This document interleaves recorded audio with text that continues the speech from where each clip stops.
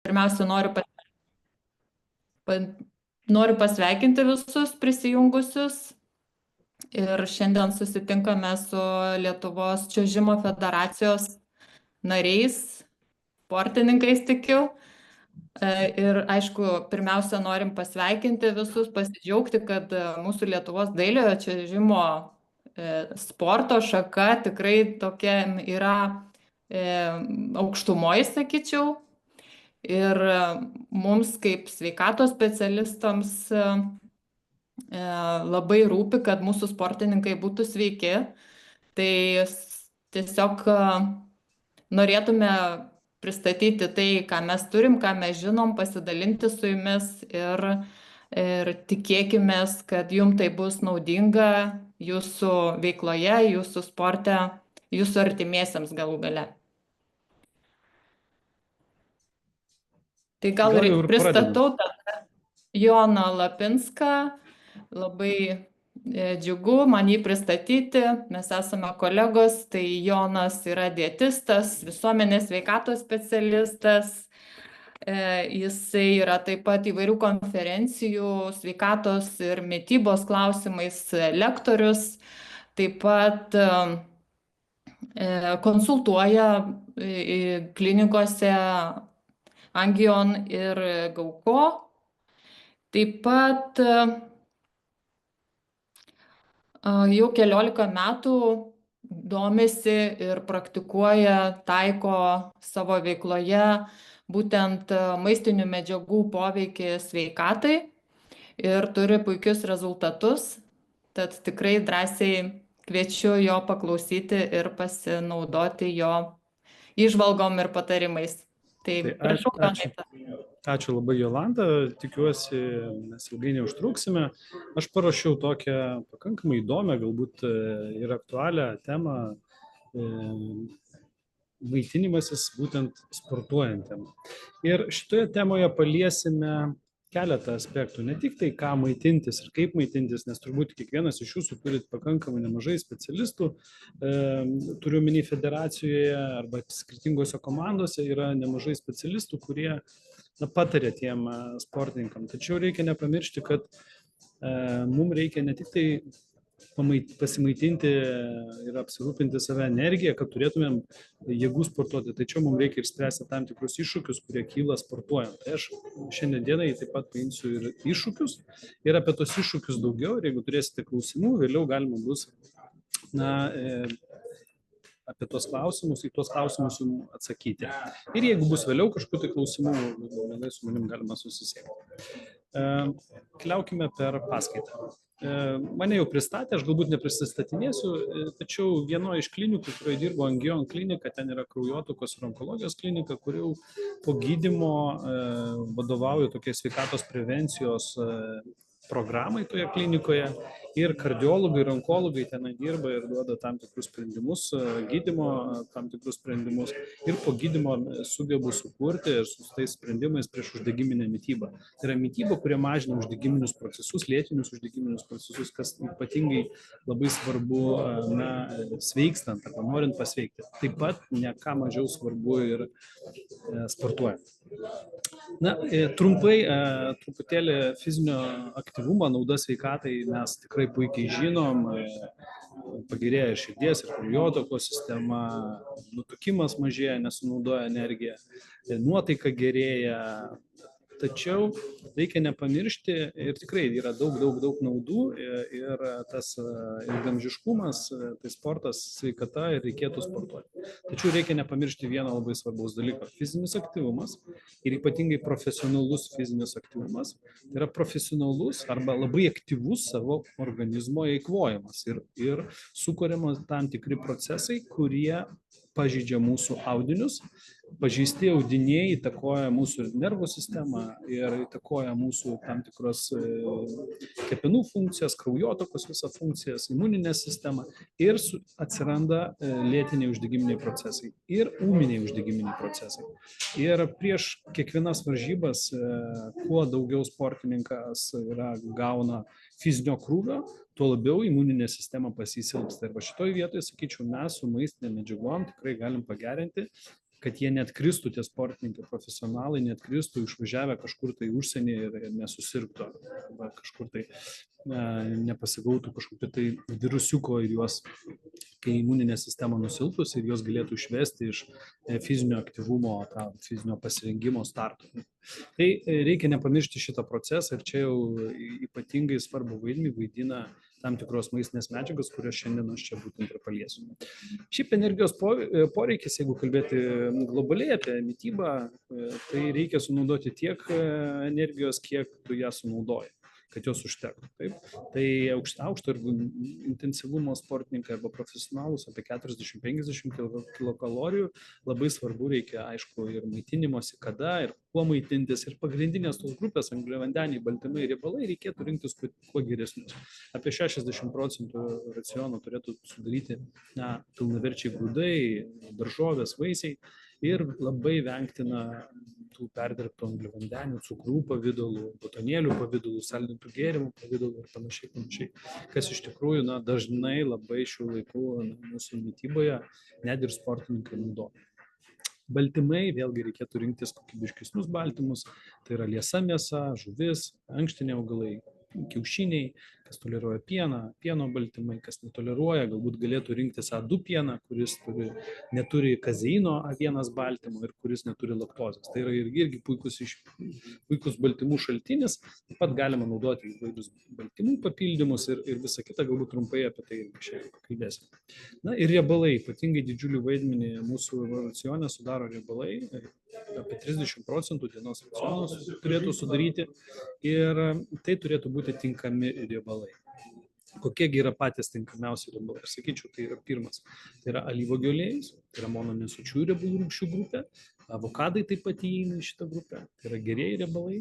Avokadai turi taip pat daug skaidulų, riešutai, sėklos ir riebi žuvis, kas sudarytų omega-3 riebalų rūgščių grupę. Ir štai čia mes matome racioną šitame riebalus suskirstę į dvi grupės - omega-9 riebalų rūgštis ir omega-3 riebalų rūgštis.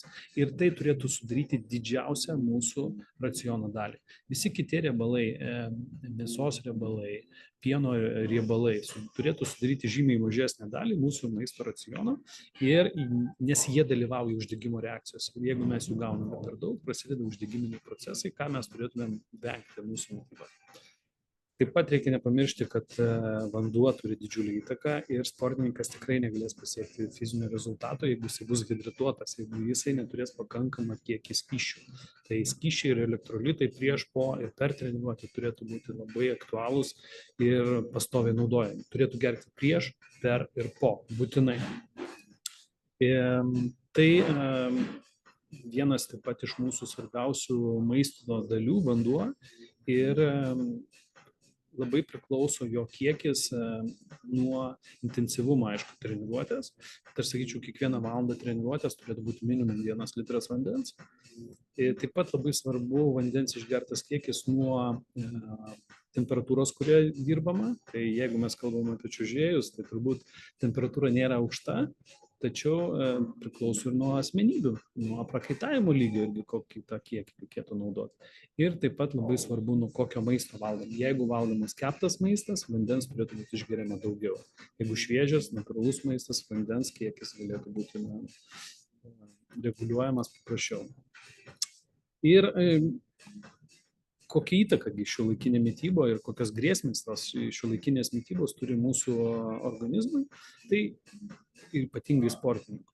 Tai mes matome skaidrę, kurioje uždėtas klaustukas ir nežinom, kurioje kryptimi eina tas mūsų sportininkas ar tas mūsų jaunimas, nežinau kokio amžiaus jūsų sportininkai, tačiau reikėtų nepamiršti, kad yra ir šventės, ir tose šventėse yra turbūt būtina ir atsipalaiduoti, tačiau mums reikėtų rinktis visgi natūralesnį maistą, nes energijos deficitinė dieta lemia labai daug ką. Ypatingai jeigu yra ribojamas kalorijos ir fizinio aktyvumo krūvis yra labai didelis. Tai ir raumenų mažėjimas, ir jėgos sumažėjimas, ir mineralinio tankio sumažėjimas kaulų, susižeidimų tikimybė didėja, imuninės sistemos sutrikimas ir aišku prasideda visą tai, arba užsibaigia visą tai emocinė būsena, kas irgi labai svarbu. Kokios šių laikų mūsų mitybos aktualijos? mes, kaip ir beveik visas pasaulis, valgom žymiai per daug perdirbto maisto. Tas maistas galbūt gražiai atrodo, gražiai supakuotas, skanus, kvapnus, išraiškingas, tačiau jo yra per didelis suvartojimas ir su tuo maistu atkeliauja tam tikros maisto grupės, tam tikrų maistinių medžiagų grupės, vienas. Antras, atkeliauja perdirbtų ypatingai daug maisto priedų. Trečias, atkeliauja tam tikri konservogeniniai junginiai, kurie susiformuoja gamintant tokį maistą. Dėl to šitą maistą, sakyčiau, ypatingai iš sportininkų raciono reikėtų išimti ir galbūt labai retais atvejais tik tai juo pasimėgaut, kada ten yra kažkokia didžiulė šventė. Kita aktualija - tai yra žemės nualinimas. Mes galim sakyti, žiūrėkit, reikia augalinį maistą vartoti, jokio daugiau, viskas tvarkoj, tačiau nuo 2018 iki 2020 mokslinė studija atlikta 300 ūkių Europoje ir Amerikoje nustatė, 3 metų ilgalaikė studija nustatė, kad mikromedžiagų sumažėjimas žemėje yra ženklus. Šiandien dienai bulvės yra 6 kartus mažiau, brokoliuose 6 kartus mažiau, taip toliau mes matom, kiek kartų yra sumažėję maistinių medžiagų, antioksidantų, polifenolių, kalcio, geležies ir taip toliau. Kodėl taip yra? Kyla klausimas. Atsakau, žemės nualinimas. Žemė yra ypatingai nualinama ir kuo daugiau naudojama cheminės trąšos, tuo sumažėja natūralaus bakterijų kiekio žemėje, kurios virškina organiką ir perduoda į augalą tas mineralus, tuos mikroelementus. Ir kuo labiau žemė bus naudojama cheminės trąšos, ne natūralios, ne organinės, o būtent cheminės trąšos, tuo labiau mes valgysim skurdesnį maistą, nes jame tiesiog trūkstų maistinių medžiagų. Dėl to mes savo racioną šiandien dieną turim papildyti mikromedžiagom ir tai yra būtina, ypatingai sportuojant. Kitas procesas, kuris labai svarbu mūsų mityboje, tai yra tai, kaip maistas mus veikia, kaip mūsų kūną veikia. Reikia suprasti. Visų pirma, maistas pakliūna į mūsų pirmąją sistemą, tai yra virškinimo sistema. Ir čia vyksta įvairūs procesai. Žarnyno sveikatos palaikymui mums maistas turi didžiulį įtaką. Žarnyno sveikata turi labai didžiulį įtaką smegenų veiklai.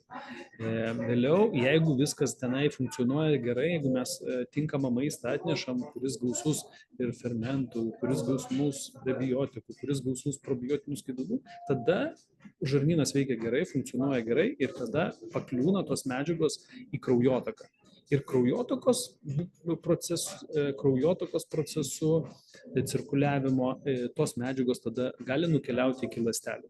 Tačiau antras procesas labai svarbus, ar tos medžiagos pakliūna į ląstelę, ar mūsų kūnas gauna tą energiją, nes jos turi gauti ląstelės, turi gauti visas tas maistinės medžiagas. Ir tenai vyksta energijos išsiskyrimai visi. Ar pralaidumas tos ląstelės membranos yra tinkamas? Ar įsisavinimas tų medžiagų yra pakankamas? Ar pasišalinimas tų toksinų iš ląstelės yra natūralus, normalus? Tai štai čia yra visi procesai, kurie ypatingai svarbus. Ir dar vienas procesas labai svarbus. Ląstelė savo veikloje dalyvauja įvairiuose procesuose, kaip ir uždegimo skatinančiuose, taip ir uždegimo mažinančiuose. Iš jų išsiskiria tam tikros dalelės. Ir jeigu mes savo mityboje turim per daug riebalų rūgščių tam tikrų, kurios ypatingai yra uždegimą skatinančios, prasideda lėtiniai uždegiminiai procesai, sulėtėja medžiagų apykaita, prasideda problemos. Taip, kad tas riebalų suvartojimas omega-6, omega-3 santykis yra ypatingai svarbus mūsų pirmas energijos susiskyrimui. Jeigu sportininkas daug sportuoja, gerai paruoštas, bet jisai pastoviai pavargęs jaučiasi, neišsimiega normaliai, neatsistato organizmas, būtent gali būti dėl to, kad ląstelės veikla yra, ląstelės membrana yra sutrikus, jinai yra per kieta, būtent dėl mityboje esančių riebalų rūgščių kiekių ir santykių. Ir tai mes galim įtakoti, galim tai pakeisti. Tai, kad apibendrinant visą tai, ką aš kalbėjau apie tas šių laikų aktualijas ir tos problemos, mes turime 5 pagrindinius tam tikrus nukreipimus, į kuriuos turime atkreipti dėmesį. Numeris 1 - omega-6, omega-3 balansas, nes jisai dalyvauja uždegimo reakcijose ir skatina uždegiminius procesus. Jeigu santykis yra nukrypęs nuo normos, kenčia imuninė sistema, blogėja nuotaika ir, aišku, didėja traumų rizika, nes dėl riebalų rūgščių kiekio labai svarbu, kokių mes valgom, bet jeigu mes valgom per daug sočių riebalų, mūsų visi audiniai būna kietesni. Visos ląstelės būna kietos, visi audiniai kietesni ir tada didėja traumų rizika. Patempimas, išnirimas ir panašios tokios traumos.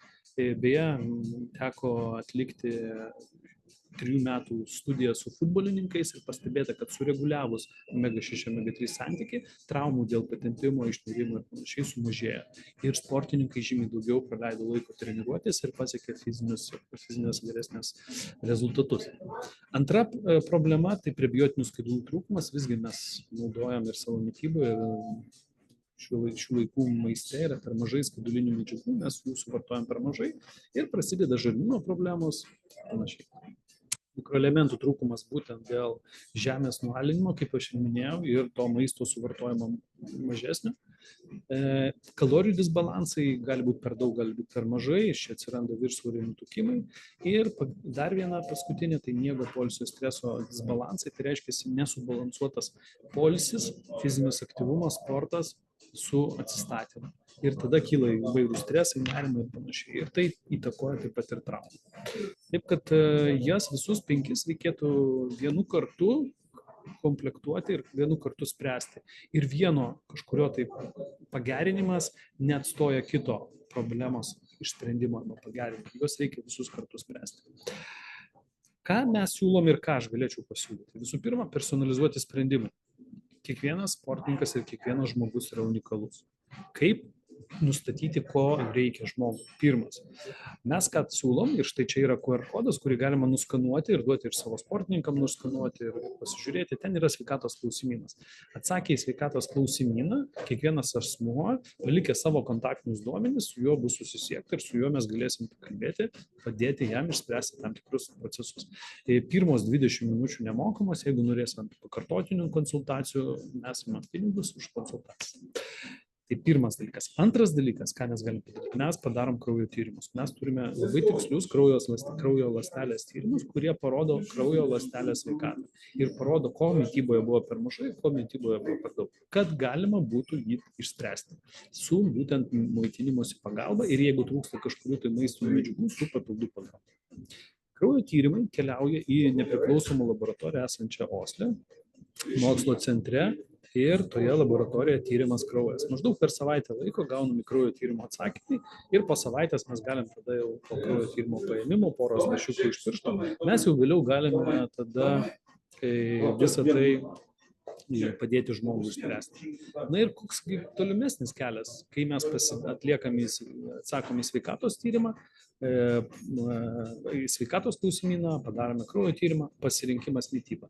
Mes duodam rekomendacijas mitybos, kaip naudoti, kada valgyti ir panašiai, ir kokios maistinėmis medžiagomis galima papildyti. Nes labai svarbu ne tik tai tinkamai maitintis, bet labai svarbu, aišku, laiku maitintis. Tai mūsų rekomendacijos apima ne tik tai patį maisto racioną, bet ir apima rekomendacijas, ką prieš po sporto naudoti ir tokiu būdu sureguliuoti tą mitybos visą tą grandinės gaires. Tenka dirbti ir su plaukimo tam tikra asociacija ir tikrai tos rekomendacijos ir sportininkai tikrai yra patenkinti, taip kad mes tikrai galim padėti spręsti šitus klausimus. Dabar apie pavienės tam tikras maistinės medžiagas, kurios ypatingai svarbios sportininkam. Jos, kaip aš ir minėjau, svarbios ne tik tai tam, kad jaustumėmės gerai, bet tačiau ir mūsų būtent ląstelės funkcijos būtų tinkamos. Tai omega-3 riebalų rūgštys, jos mažina uždegiminį procesą, nes jos sureguliuoja riebalų rūgštis membranose. Ir sureguliuotos riebalų rūgštys, jos vienas dalykas stiprina imuninę sistemą, antras dalykas gerina medžiagų apykaitą ir trečias dalykas gerėja mūsų kognityvinės funkcijas, nes omega-3 viena iš svarbiausių mūsų kognityvinė funkcija, mūsų nervų sistemą, maistinė medžiaga. Vitaminai, mineralai, antioksidantai turi didžiulį poveikį, nes tai yra antioksidantai, mažina uždegiminius procesus, būtent jie ypatingai sportininkam turėtų būti taikomi ypatingai dideliais kiekiais ir jeigu sportininkas per mitybą negauna, turėtų būtinai gauti per papildus. Tai yra vienas iš tokių svarbiausių procesų, nes būtent sporto metu yra pažeidžiami audiniai ir tas pažeidimas, jisai vėliau gali vystytis ir tik antioksidantai, sakyčiau, vieni iš tokių svarbiausių, kurie pristabdo šitą procesą. Vitaminas D tiek ir raumenyno vystymusi, tiek ištvermei, tiek ir, žinote, ir imuniniai sistemai labai svarbus. Tačiau jisai labai svarbus ir pačiam būtent raumenų veiklai, nes mažėja ir skausmas, greitėja atsistatymas, taip pat labai svarbus ir kalcio įsisavinimui, tai jeigu trūksta vitamino D, vėlgi gresia kaulų retėjimas, kas prideda vėlgi prie tam tikrų traumų gali atsitikti. Ir ištvermė ir didėja apkrovos, jeigu mes gaunam pakankamą kiekį vitamino D. Beta-gliukanai, nežinau, ar teko girdėti tokią veiklią medžiagą, jinai yra tiek augaluose, tiek grybuose, tiek mielėse, jų yra skirtingų, tai vienos jos veikia imuninę sistemą ir būtent beta-gliukanai iš mielių, Saccharomyces cerevisiae, mielės, yra išimama. Ir šitos veikliosios medžiagos, jos aktyvuoja mūsų imuninės ląsteles. Ir tada sportininkai nesusirga, ypatingai kai pas juos tas imuninis, natūraliai gimta imuninė sistema truputėlį pradeda kristi, slopti. Tai, sakyčiau, galėtų būti vienas iš tokių labai gerų papildų, stiprinti imuninę sistemą, ypatingai kam dažni peršalimai, kam įvairios infekcijos, tai tikrai labai geras produktas. Taip pat reguliuoja cholesterolį iš avižų beta-gliukanai, reguliuoja žarnyno veiklą, gerina, pas ką yra problemos su žarnynu, tai jie irgi turi labai teigiamą poveikį. Dar vienas preparatas – fikocianinai. Mėlynos spalvos, mėlynas skystis, tai yra baltymas. Tai yra spirulinos ekstraktas, toksai fikocianinas, jis yra baltymas. Jisai ką daro? Aprūpina sportininkus didesnių kiekių deguonies, greitina laktatų pasišalinimą, verčia juos energiją, tuo labai prisideda prie ištvermės, tuo labai prisideda prie energijos didėjimo, bet taip pat jisai turi unikalias savybės kaip detoksikacija, uždegimų mažinimas, priešgrybelinis, priešvirusinis poveikis. Tai dar vienas toks labai įdomus produktas, būtent sportuojantiem, visiškai natūralus, praėjęs antidopingo testus, taip pat galėtų būti natūralus toks pagalbininkas tikrai tiem, kam yra aktualu. Na ir dar labai aktualus preparatas, apie kurį šiandien dieną aš noriu irgi paminėti, tai yra labai dažnai susiduriam su tuo, kad sportininkai treniruočių metu pasiekia fantastinius rezultatus, rodo savo labai aukštą kokybę ir viskas tvarkoja, bet kai išeina į varžybas ir varžybų metu prasideda jaudulys, stresas ir tas stresas sukietina raumenis. Kas atsitinka? Kai gaunamo streso padidėja kortizolio lygis, kortizolis suspaudžia, sukietina lygiuosius raumenis ir tada judesiai nebūna plastiški, tada atsiranda didesnis klaidų tikimybė, nes tas stresas būtent tai ir pakiša tokią patį. Tai šafrano ekstraktas, safranas užpatentuotas ir kliniškai ištirtas, jisai padeda reguliuoti tą kortizolio lygį, sumažina ir padidina nuotaikos hormonų, serotonino, dopamino lygį, jaučiasi sportininkas geriau, mažėja stresas, mažėja nerimas, beje šitas produktas labai ir pagerina ir miegą, tiesiog geriau atsipalaidavęs, geriau užsimiega.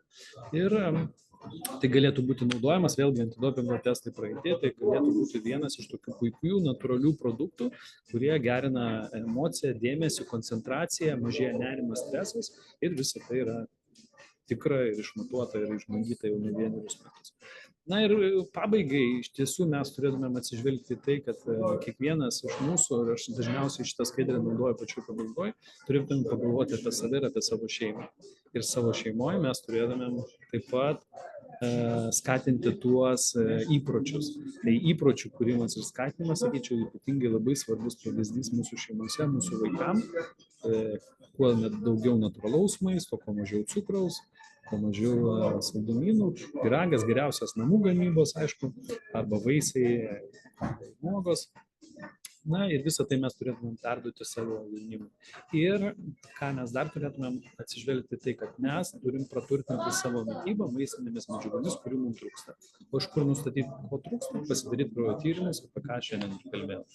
Tai Tiek trumpai iš manęs, ačiū už dėmesį ir jeigu yra klausimų, galite susisiekti, taip pat QR kodas yra su manimi, arba užduoti tos klausimus čia ir dabar. Tai ačiū labai. Stabdau skaidrės ir galim pasikalbėti, jeigu nori.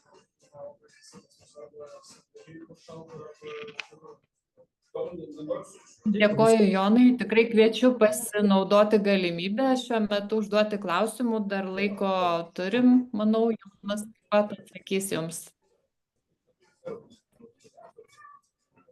Pat jeigu nenorit gyvai klausti, galite į chatą parašyti. Tai palikim dar keletą minučių klausimų.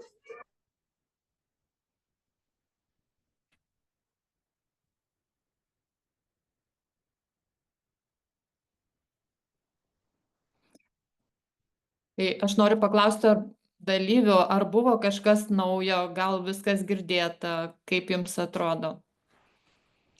Gal kažką jau taikote savo gyvenime, savo mityboje?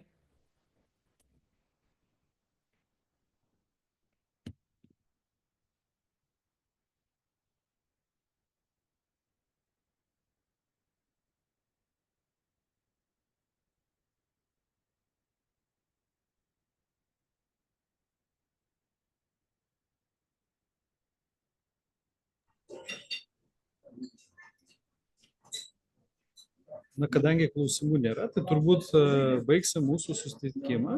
Padarysim įrašą, įrašas yra padarytas, tai mes pasidalinsim įrašų ir jeigu matysite, kad norite ar komandom perduoti šitą įrašą, ar norite, kad pabendraučiau su kažkuriuo tai sportininku asmeniškai, tikrai galėčiau skirti kažkiek tai savo laiko ir suteikti galimybę pajausti tą tikrą mitybos ir maistinių medžiagų įtaką ir naudą sveikatai. Ačiū labai visiems. Geros dienos. Dėkojame, ačiū už įdomią paskaitą. Dėkui. Ačiū. Ačiū. Ačiū, viso gero.